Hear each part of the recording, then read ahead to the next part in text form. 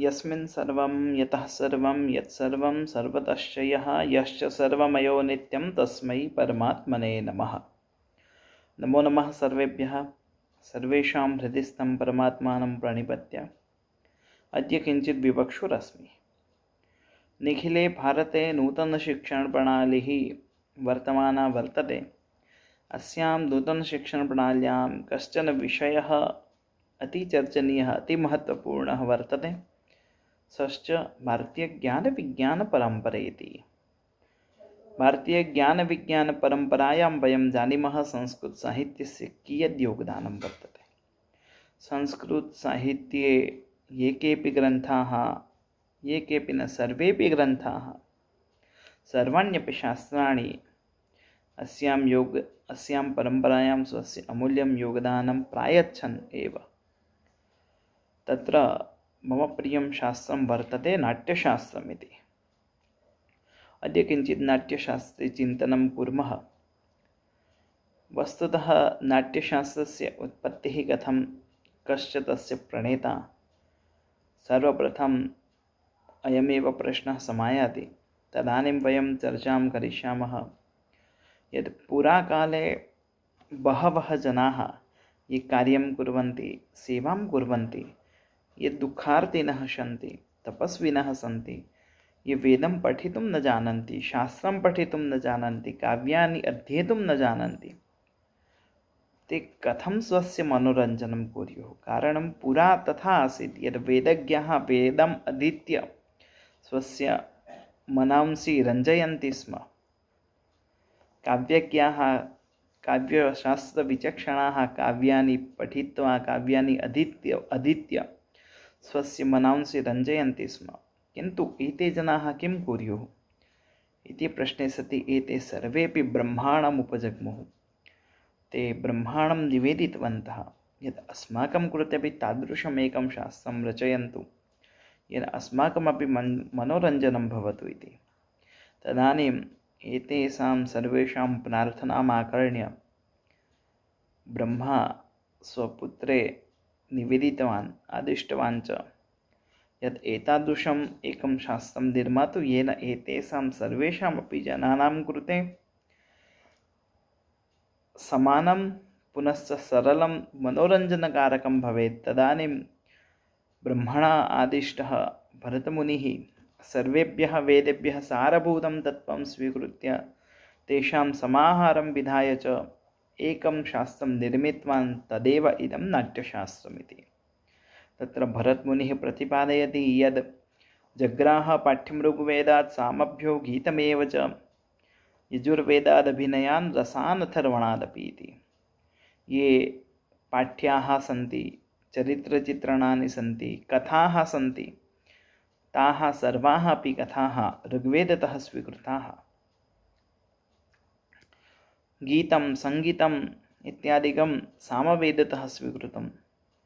ये कायिकवाचिक इत्यादयः अभिनयाः सन्ति ते सर्वेपि यजुर्वेदतः स्वीकृताः। पुनश्च रसाः अथर्ववेदतः स्वीकृताः। एवं सर्वेषां वेदानां समाहारं कृत्वा अस्य शास्त्रस्य निर्मितिः। अतः शास्त्रे उक्तं नाट्यशास्त्रमपि पञ्चमो वेदः इति। वेद एव नाट्यशास्त्रम् इति परिगण्यते अस्माकं शास्त्रे। अत्र एतेषां कृते एवं मनोरञ्जनकारकं कारणम् इदमेव नाट्यशास्त्रं समाजाय किञ्चित् तादृशं प्रबोधं ददाति, तादृशं प्रबोधं प्रयच्छति येन समाजः एकत्रितः भवेत्। भवतु समाजे तेषां भिन्ना मतिः भवतु, तथापि यदा नाट्यस्य मञ्चनं भवति तदानीं सर्वे ज्ञातियुक्ताः जनाः, सर्वाः अपि ज्ञातयः एकत्रैव एकस्मिन् स्थाने सम्मिलिताः भवन्ति। पुनश्च तत्रैव तेषाम् ऐक्यं दृश्यते। अतः नाट्यम् एकत्रीकरणं करोति समाजस्य। सर्वेषां भिन्नरुचिमतां जनानामपि एकत्र बन्धनं करोति नाट्यम्। अतः तत्र भरतमुनिना प्रतिपादितं वर्तते नाट्यशास्त्रे दुःखार्तानां, श्रमार्तानां, शोकार्तानां, तपस्विनां विश्रान्तिजननं काले नाट्यमेतद् भविष्यति इति। ये दुःखार्तिनः सन्ति, शोकार्तिनः सन्ति, श्रमार्थिनः श्रमं कुर्वन्ति, ये सेवां कुर्वन्ति आदिनं ते रात्रौ कथं मनोरञ्जनं कुर्युः। ये तपस्विनः सन्ति चेत् एतेषां सर्वेषां भिन्नभिन्नरुचिमतां जनानां कृते इदं नाट्यं भविष्यति मनोरञ्जनकारकमिति। किन्तु केवलं मनोरञ्जनकारकं न, तेन सह शास्त्रस्य पुरुषार्थानां सर्वेषामपि प्रबोधमपि कारयिष्यति।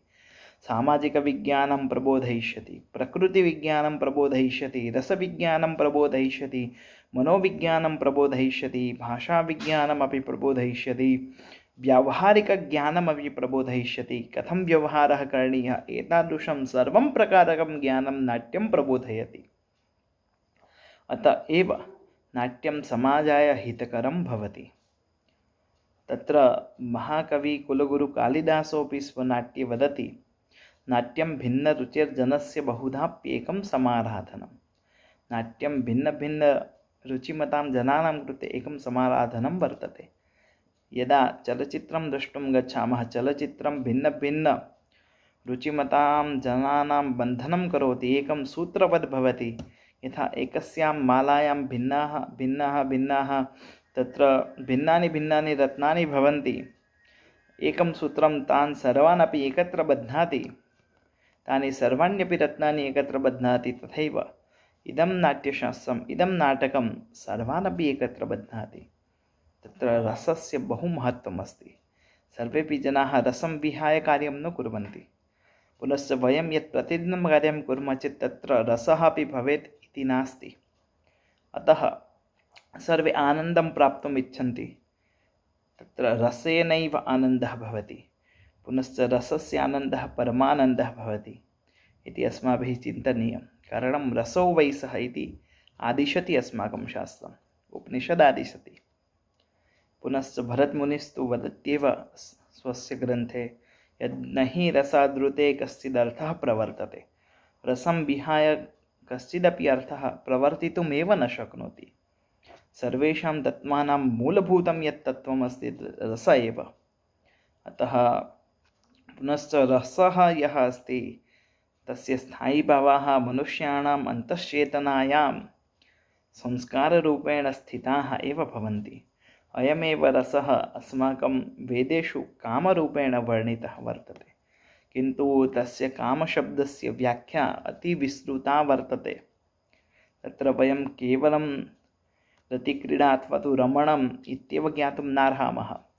तत्र वस्तुतः सः भावः अपि अस्ति, किन्तु सः तस्य एकपक्षः, एक अङ्गमेव, अङ्गीभूतमेव तस्य।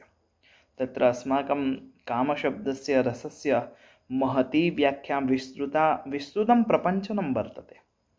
तत्र रसानामेव मूलभूतं तत्त्वं रसेभ्यः एव सर्वेषां सर्वमपि इदं प्रचलति। कारणम् अस्माकं मूलभूताः ये चत्वारः पुरुषार्थाः वर्तन्ते, धर्मार्थकाममोक्षाः, एतेषामपि संसिद्धिः रसेभ्यः भवन्ति।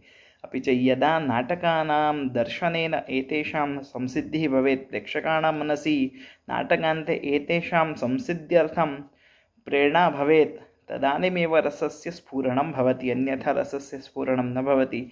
तद् केवलं चित्तरञ्जनम्, आवेगः अथवा तु भावः एव भवति। यदा रसस्य संसिद्धिः भवति तदानीं पुरुषार्थानां संसिद्धिः, प्रेरणा च अपि भवत्येव, अन्यथा तस्य सफलता नास्ति। तत्र रसाः सन्ति, तेषां स्थायीभावाः सन्ति। तत्र उच्यन्ते यद् रतिर्हासश्च शोकश्च क्रोधोत्साहो भयं तथा जुगुप्सा विस्मयो चेति समः अपि ते समादयः स्थायीभावाः। तत्र एतेभ्यः स्थायीभावेभ्यः एव विभावादीनां प्रक्रिया भवति, तदानीं रसस्य समुत्पत्तिः भवति। यद् तत्र इमेपि रसाः शृङ्गारहास्य करुण रौद्रवीर भयानक विभत्सोद्भूत इत्यष्टौ शान्तोऽपि नवमो रसः। एवं प्रकारेण रसाः वस्तुतः भरतमुनिस्तु अष्टौ रसाः इत्येव वदति, किन्तु एतेषां रसाणामपि मूलभूताः चत्वारः रसाः वर्तन्ते। तत्र एतदस्माभिः अवधेयम्। अत्र इदं बहु भारपूर्वकं भरतमुनिः स्वस्य नाट्यशास्त्रे प्रचोदयति। एतेभ्यः चतुर्भ्यः रसेभ्यः पुरुषार्थानां संसिद्धिः भवति इति सः प्रचोदयति। तर्हि के च ते मूलभूताः रसाः? तत्र तर्हि उच्यते शृङ्गारवीररौद्रविभत्स इति। इमे चत्वारः रसाः, एतेभ्यः चतुर्भ्यः रसेभ्यः पुरुषार्थानां संसिद्धिः भवति। तत्र शृङ्गाररसः अस्ति, शृङ्गाररसात् कामपुरुषार्थस्य संसिद्धिः। वीररसः, वीररसात् धर्मपुरुषार्थस्य संसिद्धिः। रौद्ररसः, रौद्ररसात् अर्थपुरुषार्थस्य संसिद्धिः। पुनश्च बिभत्सरसः, बिभत्सरसात् मोक्षपुरुषार्थस्य संसिद्धिः। एवं प्रकारेण मूलभूताः ये चत्वारः रसाः, एतेभ्यः तत्र एतेषां पुरुषार्थानां संसिद्धिः। यदा एतेषां दर्शनं भवति नाटकान्ते, यदा प्रेक्षकाणां हृदि इयं पुरुषार्थानां संसिद्धेः भावना जागर्ति, तदानीमेव तस्य नाटकस्य सफलता, तत्र रसोत्पादनं, तत्र रसस्य स्फुरणम् इति मन्यते, अथवा तु न केवलं चित्तरञ्जनमेव। तत्र शृङ्गाररसात् कामपुरुषार्थस्य संसिद्धिः इति तु वयं ज्ञातुमर्हामः, यतोहि द्वयोः नायकनायिकयोः मध्ये यदा शृङ्गाररसस्य उत्पादनं भवति तदानीं तत्र आलिङ्गनादिकं चुम्बनादिकम् इति भावः, रतिक्रीडा अपि भवितुम् अर्हति।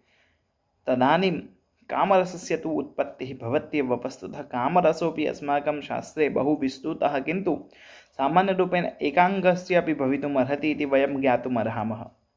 किन्तु वीररसात् धर्मपुरुषार्थस्य कथं संसिद्धिः इति प्रश्नः। तर्हि तत्र वीररसोऽपि चतुर्धा विभक्तो वर्तते, यथा दानवीरः, दयावीरः, युद्धवीरः, धर्मवीरश्चेति। तर्हि वीररसः यथा कश्चित् दानवीरः अस्ति, सः समाजाय दानं करोति, धर्मसंरक्षणाय दानं करोति। यथा कर्णः सः जानाति स्म यद् मम मृत्युः निश्चितः, तथापि सः दानं कृतवान्, तदानीं सः दानवीरः। अतः सः यदा धर्मार्थं दानं करोति चेत् प्रेक्षकाणां मनसि अपि तादृशः अन्तश्चेतनायां यः अव्यक्तः भावः स्थितः, तस्य व्यक्तता भवति, व्यक्तीभूतः भवति। तदानीं तस्य मनसि अपि धर्मपुरुषार्थस्य संसिद्धेः प्रेरणा उत्पन्ना भवति। कश्चित् युद्धवीरः भवति, सः धर्मार्थं युद्धं करोति, अधर्मिणः सः पराजयते, तदानीं प्रेक्षकाणां मनसि तस्य कृते अपि धर्मपुरुषार्थस्य संसिद्धेः भावना समुत्पन्ना भवति। अतः अस्माभिः चिन्तनीयं यद् वयं यद् चलचित्रे दर्शयामः अथवा तु नाट्यशास्त्रे दर्शयामः, तस्य पुरुषार्थे संसिद्धिः भवति वा न, पुरुषार्थानां संसिद्धिः भवति वा न। यदा पुरुषार्थानां संसिद्धिः भवति, प्रेक्षकाणां मनसि तादृशः भावः उत्पन्नः भवति, तदानीमेव रसस्य स्फुरणं भवति, अन्यथा न भवति इति अस्माभिः चिन्तनीयं। तथैव रौद्ररसात् अर्थपुरुषार्थस्य संसिद्धिः, पुनश्च बिभत्सरसात् मोक्षपुरुषार्थस्य संसिद्धिः भवति। बिभत्सरसः केवलं तत्र किञ्चित् मलिनं स्थानं पश्यामः तदानीमेव बिभत्सरसः भवति, तथा न भवति। यदि वयं तादृशं चित्रं पश्यामः, यदि कश्चन जनः रुग्णः अस्ति, तस्य हस्तात् त्वक् निर्गता वर्तते, तादृशः सः पीडितः अस्ति, अथवा कोढरूपः रोगः भवति, तदानीं तस्य शरीरस्य या अवस्था भवति चेत् एतादृशं यत् चित्रणम् अस्ति, एतादृशं चित्रमपि बिभत्सरसस्यैव भवति। तद् दृष्ट्वा किञ्चित् वैराग्यः समुत्पद्यते। अयमेव प्रसङ्गः सिद्धार्थस्य वर्तते। यदा सिद्धार्थः भ्रमितुं गच्छति, तदानीं सः तादृशं रुग्णं पश्यति, रुग्णपीडितं पश्यति, सः चिन्तयति यत् किम् एतत्। तदानीं तद् बिभत्सं चित्रं दृष्ट्वा तस्य मनसि वैराग्यस्य उत्पत्तिः भवति। पुनश्च वैराग्योत्पत्तिकारणात् सः शान्तिं प्रति गच्छति, मोहमायाः दूरं गच्छति, मायायाः। अतः अस्मात् रसात्, बिभत्सरसात् शान्तिं प्रति गमनं भवति। शान्तिं प्रति गमनं यदा भवति, अस्याः मायायाः निरसनं भवति, तदानीं मोक्षस्य प्राप्तिः भवति। अतः मोक्षपुरुषार्थस्य संसिद्धिः बिभत्सरसाद् भवति इति महत् चिन्तनम् अत्र वर्तते भरतमुनेः। यत् एतेभ्यः मूलभूतेभ्यः चतुर्भ्यः रसेभ्यः कथम् एतेषां संसिद्धिः चेत् अनेन प्रकारेण। पुनश्च नाट्ये यदि एतेषां पुरुषार्थानां संसिद्धेः लक्षणं नास्ति, दर्शनं नास्ति चेत् नाट्ये रसस्य स्फुरणं नास्त्येव इति चिन्तनीयम्। यदा एतेषां पुरुषार्थानां संसिद्धिः भवति तदानीमेव तस्य सफलता, तदानीमेव तस्य रसस्य स्फुरणं, रसस्य प्राप्तिः, रसानुभूतिः, रस आनन्दश्च इति। कारणं यदा सहृदया हृदयी भावः भवति नायकस्य, नाटककर्तुः, मञ्चकस्य, पुनश्च तत्र प्रेक्षकस्य, तर्हि सहृदया हृदयी भावमध्येपि तत्र केवलं चित्तरञ्जनं भवितुम् अर्हति, किन्तु सहृदया हृदयी भावस्य या परिकल्पना वर्तते सा अतीव उदारा वर्तते। उदात्ततत्त्वधरातलं प्राप्नोति अस्माकं रसः, तदानीमेव तस्य सफलता, अन्यथा न। कारणं नाटकान्ते अपि प्रेक्षकस्य हृदये यदा एतादृशी भावना संसिद्धा भवति, एतादृशः भावः जागृतः भवति, तदानीमेव तत्र रसस्य परिकल्पना वर्तते, अन्यथा केवलं चित्तरञ्जनस्य, मनोरञ्जनस्यैव परिकल्पना इति अस्माकं भरतमुनिः प्रचोदयति एवं प्रकारेण।